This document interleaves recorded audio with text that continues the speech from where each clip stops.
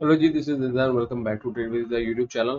आज हम बात करेंगे मार्केट के कुछ फंडामेंटल्स के बारे में और मार्केट में क्या चल रहा है, क्या कशीदगी का आलम है और केसी ने उस पर किस तरह बिहेव किया है, पाकिस्तान ने क्या क्या रिटेलिएशंस की हैं, क्या जंग का माहौल चल रहा है, क्या केसी इसमें मजीद नीचे जा सकता है, कौन से स्टॉक्स हैं जो हमें देखने चाहिए, कौन से स्टॉक्स हैं कि जिनसे दूर रहना चाहिए। ये सारी इस वीडियो में डिस्कशन की जाएगी, तो मेक श्योर कि वीडियो को लास्ट तक देखें।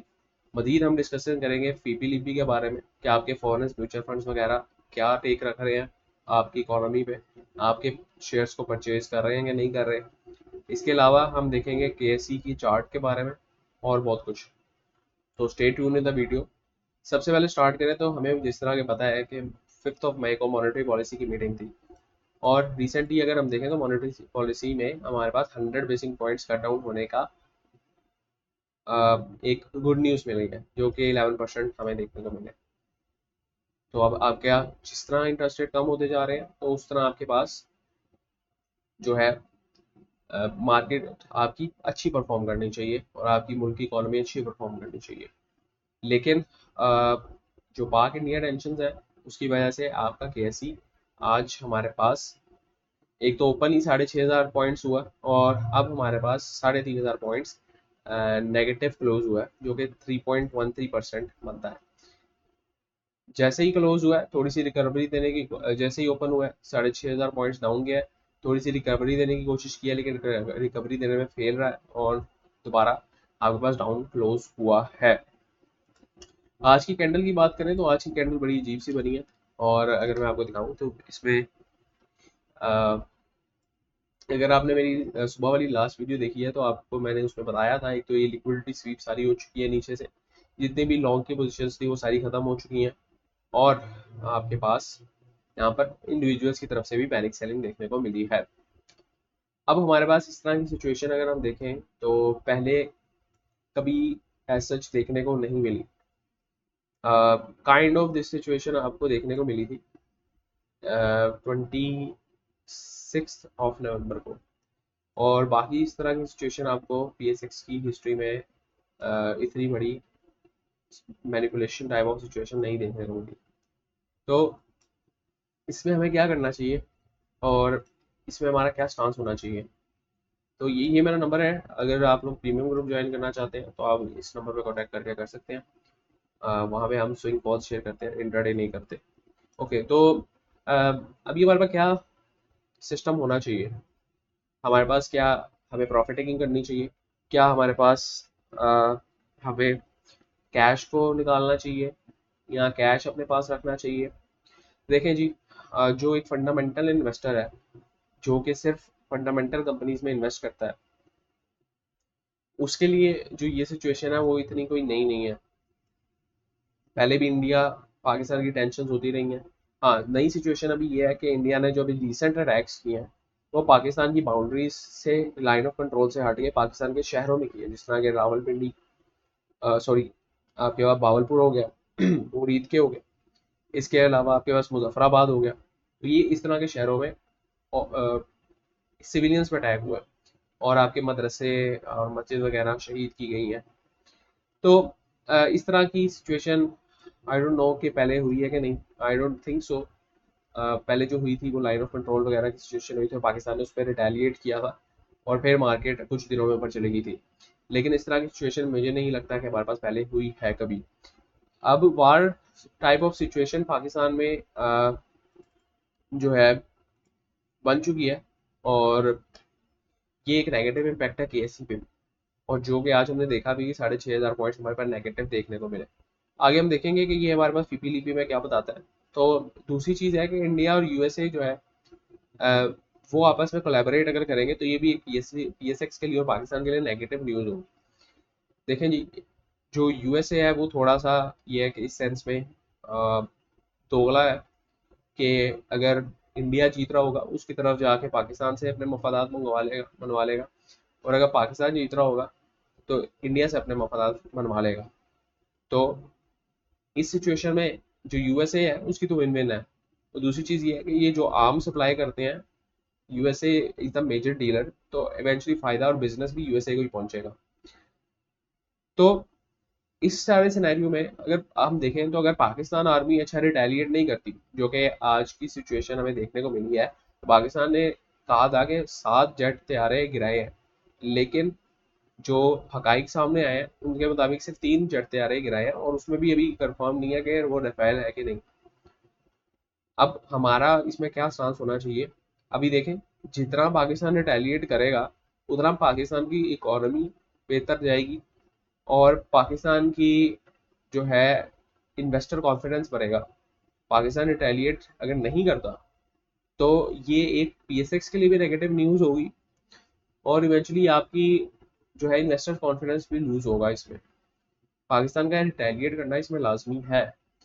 अगर तो नहीं करता तो आपको इसके आने वाले असरात आपको आगे भी देखने को मिलेंगे। और वंस आपका ये जो बाउंड्री है, ये जो एक 1,05,700-800 का जोन है, ये ब्रेच होता है, तो आपकी सिंपल बात 95,000 तक चली जाएगी। 95,000 और 97,000 और 99,000 तक चली जाएगी बात। तो इस सिनेरियो में हमारे पास जो सारी पॉजिटिव चीज़ें हैं, जो कि 11% बेसिक पॉइंट, जो 11% आपके इंटरेस्ट रेट है, 100 बेसिक पॉइंट्स कम हुए हैं, फिर cements, auto, glass, steel, real estate, ये सारा पॉजिटिव चीज़ें दिख रही थी, ये नेगेटिव से शिफ्ट हो जाएंगी। और एक और चीज़ ये है कि अगर war type of situation Pakistan में देखने को मिलती है, तो पाकिस्तान में जो है आपके पास इन्फ्लेशन दोबारा बढ़ जाएगी। जाहिर है अगर आपकी डिमांड ज़्यादा हो जाएगी और सप्लाई कम हो जाएगी, तो आपकी प्राइसेस इंक्रीज करनी पड़ेंगी और इन्फ्लेशन दोबारा बढ़ जाएगी, तो ये इंटरेस्ट रेट भी दोबारा बढ़ जाएंगे अगर पाकिस्तान में इस तरह की कोई सिचुएशन होती है। तो ये कुछ चीज़ें हैं जो मुझे कंसर्निंग लग रही हैं, जो मैंने आप लोगों से शेयर की हैं। आप लोग अपनी राय का इजहार जरूर करें कमेंट सेक्शन में, आप लोग क्या समझते हैं इसमें। अ, तो अभी हम चलते हैं कि फॉरेन इन्वेस्टर क्या पाकिस्तान में देखते हैं। लीपीज की तरफ से बाइंग देखने को मिली है, फॉरेन्स की तरफ से सेलिंग देखने को मिली है। बैंक्स सेलिंग पे रहे हैं। ये आज का नहीं है आई गेस, ये 2024 का है। हम आज का निकाल लेते हैं।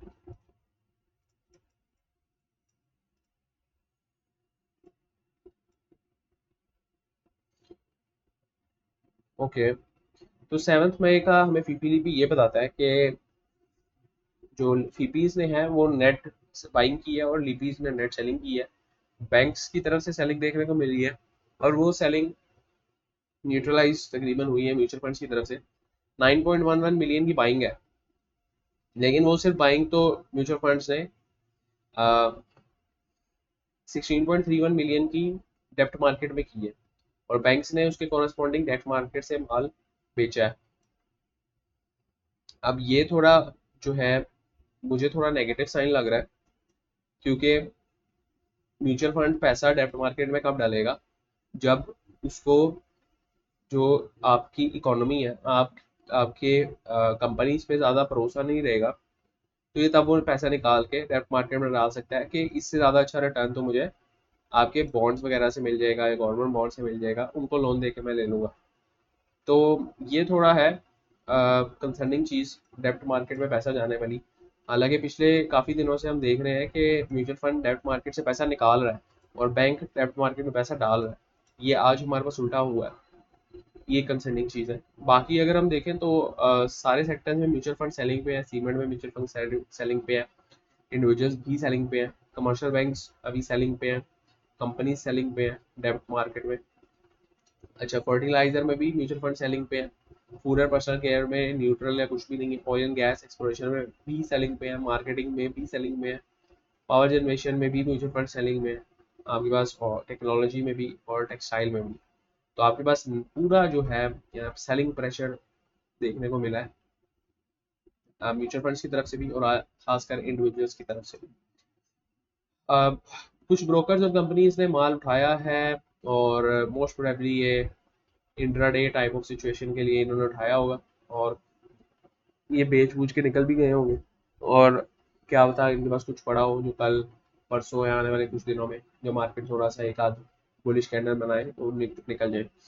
तो ओवरऑल फीपीली भी देख के मुझे कोई इतने खास वाइब्स नहीं आ रही कि केएससी में एक अच्छी मूव मिलेगी। ओवरऑल हीट मैप को देखें और यहाँ पे भी हमारा बेड़ा गर्क हुआ है। सारे शेयर्स डाउन है और चूंकि केएससी हमारे पास -3.1% क्लोज हुआ। तो नेस्ले और मरी ब्रूवरी आपके पास अप है, यूनिलीवर अप है। और अगर आप नोटिस करें तो ये सारे इंटरनेशनल ब्रांड्स हैं, ये आपके लोकल ब्रांड्स नहीं है, मतलब ये इंटरनेशनल कंपनीज हैं, तो इसलिए ये अप है। तो टॉप कंट्रीब्यूशन सिर्फ 5 कंपनीज ने किया है, जिसमें से जो 3 कंपनीज हैं मेजर वो आपकी इंटरनेशनल कंपनीज है। बाकी जो डंप देखने को मिला है, लकी, हप्को, यूपीएल सिस्टम्स, एंग्रो, मारी, पीपीएल बैंक, अल हबीब, ओजेडीसी, पीएसओ, सारे डाउन है, जिसमें सबसे ज्यादा पॉइंट्स लकी ने तोड़े हैं।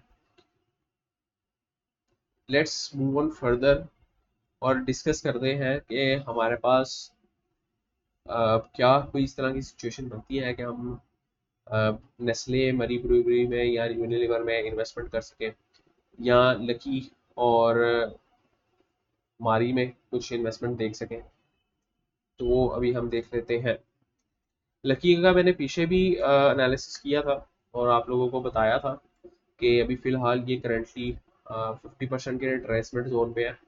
तो अगर यहाँ से आपका पुल नहीं मिलता, ये एक बेरिश कैंडल थी, मैंने कहा था बुलिश कैंडल होगी तो आपको एक पुल बैक मिलेगा, लेकिन चूंकि मार्केट सिचुएशन इस तरह की होगी, टेंशन इस तरह की होगी कि आपको पुल बैक नहीं मिला। दूसरा, हमारा जो बाय जोन था वो ट्रिगर हुआ, लेकिन चूंकि गैप डाउन ओपन हुआ तो वहाँ पे इतना कोई खास हमें आज पोटेंशियल नहीं देखने को मिला। तो अभी हमें क्या सिनेरियो रखना चाहिए? अभी ये जो है तकरीबन 22% डाउन है अपनी करंट प्राइस से।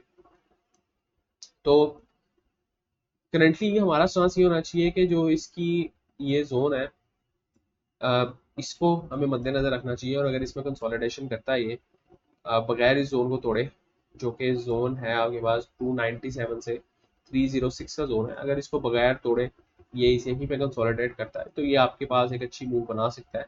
लेकिन अगर नहीं करता तो ये डायरेक्ट की गैप फिल करने जाएगा, जो कि 250 से 270 का गैप होगा। तो अगर ये इस यहीं पे कंसोलिडेट करता है जिस तरह यहाँ पे इसने कंसोलिडेट किया था और इसको नहीं तोड़ता, तो एक बाई की पोजीशन हम बना सकते हैं इसमें। एल्स इसमें कोई भी हमारे पास मजीद सिचुएशन नहीं दिखती, keeping the fact of war in the mind. सारे सीमेंट गिरे हैं, तो हमारे पास ये भी एक बैड सिचुएशन देखने को मिल रही है अभी फिलहाल। देखें, आप और मैं एक इन्वेस्टर हैं, हम क्या कर सकते हैं? हम जो है थोड़ा बहुत मार्केट को देख सकते हैं कि मार्केट किस सिमत में जा रही है, बट अल्टीमेटली जो होना है वो वही होना है जो कि इन बड़े प्लेयर्स ने सोचा हुआ है, लाइक जो बड़ी ऑर्गेनाइजेशंस हैं जो पूरी दुनिया को चलाती हैं। ब्लैक रॉक हो गया, फिर ये आपके पास जो पाकिस्तान इंडिया के मुश्तरका मफादात हैं वो भी हमें नहीं पता। तो एज ए इन्वेस्टर हम यही कुछ देख सकते हैं जो हमारे पास सामने शो हो रहा है, तो उसी के देख के हमें फैसला करना है। बाकी हमारे जो है हाँ होल्ड में कुछ भी नहीं है, ठीक है। तो ये है, करंटली हमें वो स्क्रिप्ट देखनी चाहिए जो इतनी डाउन पोजीशंस के बाद भी स्टेबलाइज्ड है, लाइक नेस्ले है, मरी ब्रूवरी है, आपके पास यूनिलीवर है। इसके बारे में भी हम डिस्कस करते हैं। तो लकी में तो हमारे पास कोई स्टांस नहीं है अभी फिलहाल बन रहा, अल्टीमेट अनलेस वहाँ पे कंसोलिडेट ना करना स्टार्ट हो गया। अच्छा, मारी में मैंने पहले बताया था, कल की वीडियो में भी बताया था कि अगर तो ये 598 का जोन ब्रीच करता है तो ये आपके पास नीचे जा सकता है, और मैंने 570s की रेंज भी मार्क की थी, 550 से 570s की रेंज बताई थी, और ये वहाँ से तकरीबन टैप हो चुका है। लेकिन अभी इसमें जो है बुलिश प्रेशर देखने को मिल रहा है यहाँ से नीचे से, तो जो कि पूरे केसी में ही देखने को मिल रहा है। तो अभी भी फिलहाल मेरा यही स्टांस है कि अगर तो ये अब 598 के नीचे ही क्लोज हुआ है, और अगर कल भी ये 598 के नीचे ही रहता है, तो आपका 540 दूर नहीं है। लेकिन ये 626 को क्रॉस करेगा तो आपके पास 650 से 661 के टारगेट्स ले सकता है, और इवेंचुअली ये एक रेजिस्टेंस जोन है, इसको भी क्रॉस करेगा तो सीधा 700 है। लेकिन चूंकि आपके पास टेंशन इस तरह की चल रही है कि ये अभी थोड़ा पॉसिबल होना मुश्किल लग रहा है, क्योंकि आपका पूरा ऑयल एंड गैस जो मेजर ड्राइवर है केसी का, वही गिर रहा है। तो ये दो हमने डिस्कस कर लिए हैं। अभी हम डिस्कस करते हैं मरी ब्रूअरी को।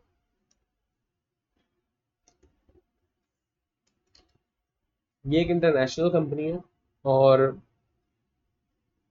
इसमें हमें एक पॉजिटिव सेंटिमेंट देखने को मिल रहा है आज भी, 2 पॉइंट समथिंग% आपका। अगेन जो इसकी क्लोज है 820 की क्लोजिंग, जो है 820 से ऊपर क्लोजिंग बेस पे हम इसमें एंट्री बना सकते हैं।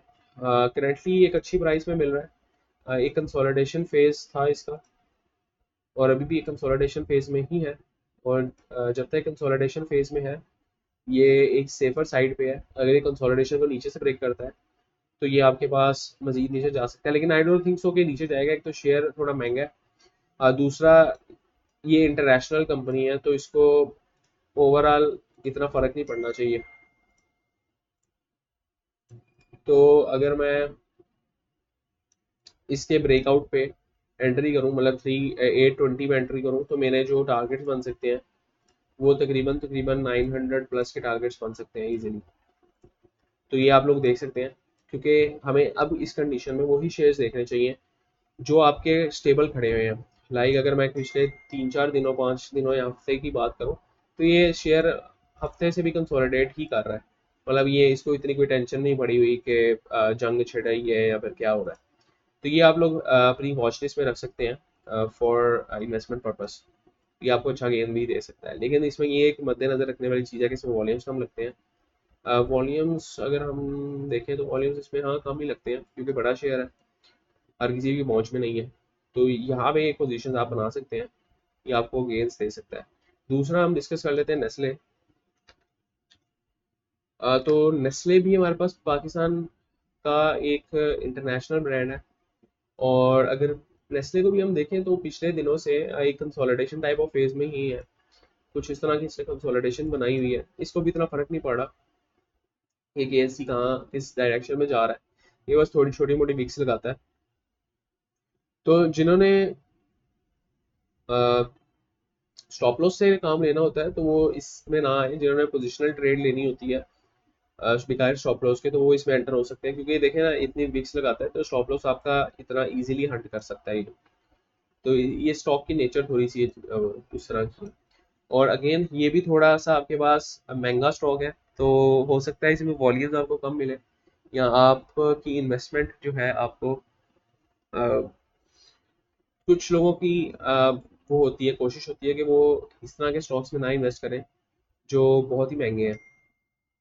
तो ये आप देख सकते हैं, जो लोग बहुत सेफ साइड पे जाना चाह रहे हैं वो 7,200 के ब्रेकआउट पे या 7,190 के ब्रेकआउट पे क्लोजिंग बेस पे अगर कोई आपको इस तरह की बुलिश कैंडल मिलती है आ, एक विक के साथ, तो आप एंटर हो सकते हैं इसमें। और इसको जो है तकरीबन तकरीबन आप राइड कर सकते हैं। जब एंटर होने के बाद इसके जो टारगेट्स मुझे नज़र में आ रहे हैं वो 7,600 तक के टारगेट्स नज़र आ रहे हैं, जो कि तकरीबन 5 से 6% के टारगेट्स बन सकते हैं।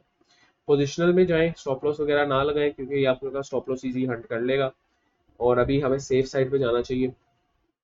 प्लस अगर हम देखें तो ये एक अच्छी जो है रेंज में भी खड़ा हुआ है। अभी ये डाउन था 27-28%, वहीं से ये एक विक लगा के ऊपर आया। तो ये भी एक अच्छी आपकी पिक बन सकती है। तो इस सिचुएशन में अगेन मैं वही कह रहा हूँ कि आपको थोड़ा डिफेंसिव स्टॉक्स में जाना चाहिए, थोड़े बड़े स्टॉक्स में।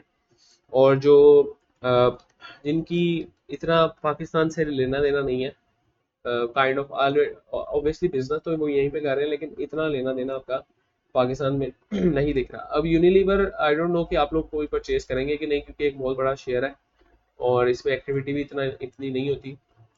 तो यूनिलीवर भी आप लोग देख सकते हैं, लेकिन I don't know, I don't recommend कि आप लोग इसमें जाएं।